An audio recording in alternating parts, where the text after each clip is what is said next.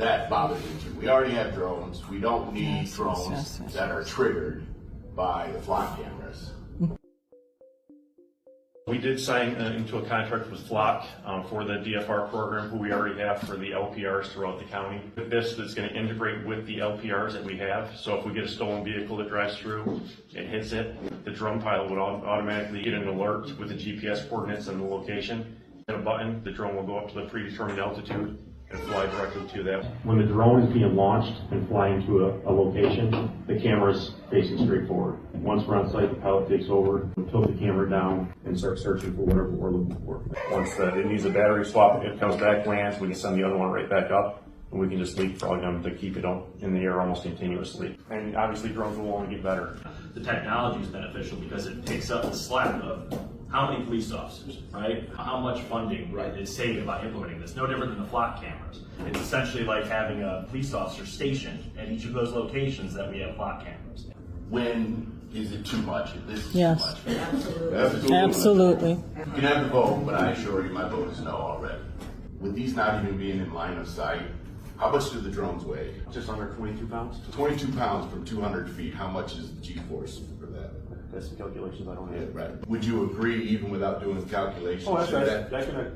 Mimi, this Flock automatic license plate reading camera that's mounted off of Redmond Way pinged back in August for a vehicle that was associated with someone with a felony warrant. It wasn't until Redmond police had a man in custody and in handcuffs that they realized they had the wrong guy.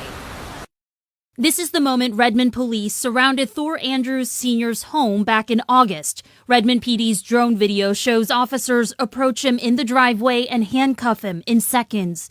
But they had the wrong man. Hurt my shoulder, hurt my elbow, my wrists. I was explaining to them that you have the wrong person. Police records say a Flock license plate camera flagged Thor Sr.'s car as being associated with his son, who shares his name and has a felony warrant. But the silver 2012 Ford Fusion that pinged is registered to Thor Sr. Redmond PD knew that. Now I'm really distraught about even driving this vehicle. We have cameras everywhere in that town. You can't get a breath of fresh air in or out without us knowing. Chrisana Elzer learned the power of Flock firsthand. You were in town from 11:52 until 12:09. Exactly. Like I said, nothing gets in or out of the town without us knowing. When a Colorado police officer showed up at her door holding Flock snapshots of her truck. And here's when you left at 12:09. That's when you left town. To get? No, to stop at Ridge Trail. Wait a minute. And take a package. Well, there's no shushing. I don't need to be. I need to know where this is. The first thing he pulled out on the body cam is that Flock picture, the clear photograph of your car. But here's your vehicle in the neighborhood many, many times, apparently casing houses, because you just can't drive through for work or visit other businesses. You can only be casing houses. It is her. It is 100%. It is locked in. There is zero doubt. I wouldn't have come here unless I was 100% sure. 100%. It is certain. It is on video. You're obviously welcome to go to court. Chrisana was charged with stealing a package, but it wasn't her. The porch pirate was somebody else. Multiple times you tried to show him your video evidence. He didn't want to see it. No, even when I called him back, he said, that's not my job. You looked at a time of a crime. You saw my vehicle entering in the Flock No, camera. no, what I did was, Right I did an investigation. You called my wife a liar. You said this is fact. I have video evidence. I don't know what you want me to say. The charges were dropped after Chrisana spent weeks trying to get the police chief to look at her evidence.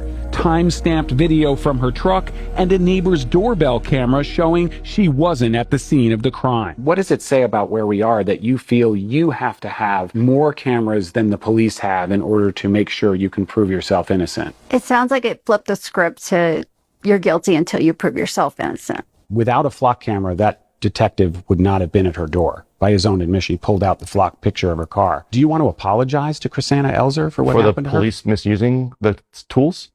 I don't think that I have to apologize for him. He wasn't charged with a crime. He wasn't, other than being reprimanded for his attitude. Sure.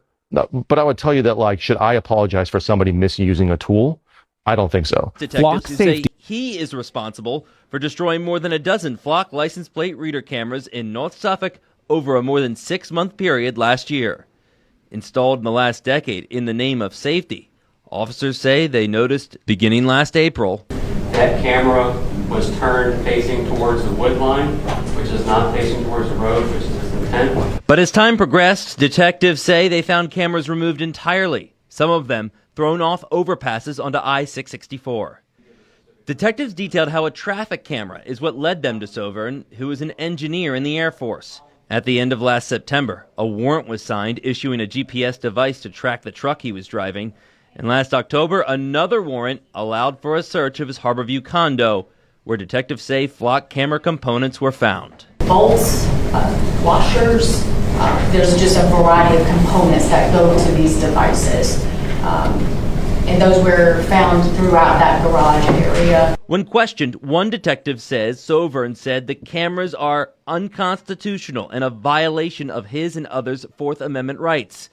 So, what's up, guys? Welcome back to the Average American Podcast. I'm your host, Nathan Tate. Today's docket is flock cameras.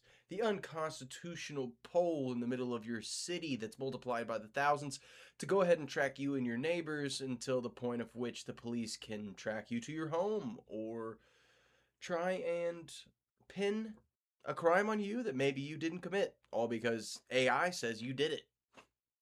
Now, the real question is, when did we approve this? Who approved this? And how did it come about? I don't remember having any of this spoken to me or asked to me about my voting, the constituency, any of those things. And I just wonder, how many things they're doing under our nose. I look at this as unconstitutional violation of the Fourth Amendment right, and how that leads into other things that may be unconstitutionally violated. Since we're looking at this situation where we have digital AI trackers that will track your vehicle, your face, detail your movements. I mean, as you saw in the video, they're talking about launching drones. That one woman had to prove her innocence up to the point in which the police precinct dropped the case because they knew they didn't have one and realized their mistake. But will they ever admit their mistakes? No. And see, that's the problem with bureaucracy. And you don't think of police as an arm of the government, but they are. I know they're a necessity.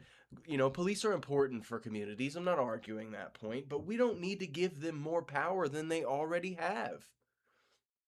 It's ridiculous. And the matter of it is that we need to start worrying about our constitutional rights being violated here domestically. They have attacked the Second Amendment, they've attacked the First Amendment now, and they're attacking the Fourth Amendment right now. And the Supreme Court ruled that these things are unconstitutional. But will anything really fucking happen with this? And I commend any individual who finds the willing need to take action against this system and to take action against this and constitute themselves to not have to deal with a violation of their earned rights by not only being born in this country, by paying taxes, being a victim of the system that's been built to denigrate them. I honestly don't understand how these have been put in. At least with the AI data centers, we know who's at fault for that. With the flock cameras, we have no idea who agreed to this. It feels like this weird undermining of civil rights that was tyrannically imposed under our nose while they gave us foreign policy that sent us spiraling economically so that we couldn't be paying attention. And now we're all finally kind of waking up, and that's why you're destroying them. And they're not safe. They're not safe to the road. They're not safe for the people. And I'm sorry for the Fox News boomers who are like, oh, if you have nothing to hide, it's, you shouldn't be scared. It's like, it's not about that. It's about respect of privacy. Okay, I know you don't have anything going on, Janet, because you've lived your whole life, and now you're old and retired, and the best thing you got is a fucking garden. Okay, I have shit I don't need anybody looking into. Like, I don't want anybody watching me wipe my ass or anything like that.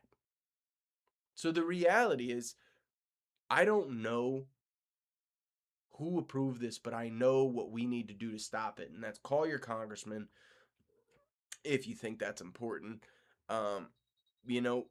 Go to town meetings and implement the fact that these are not to be in your city. Other than using the system that we have in place, the only other choice we have is civil revolution, and that should be the last step. I say we try to fix the broken system before we give up on it. But that's just my opinion. What are your thoughts? What do you think about flock cameras? What should we do about them? And how do we get rid of this increasingly visible threat that's sitting on the corner of all of our cities? Riding around the corner from our house, being given as the guise of security, handed to the Epstein class to persecute the lower man. What do you think? I'd love to see your comments below. If you think I'm off base, let me know. And as always, appreciate you guys tuning in. Thanks.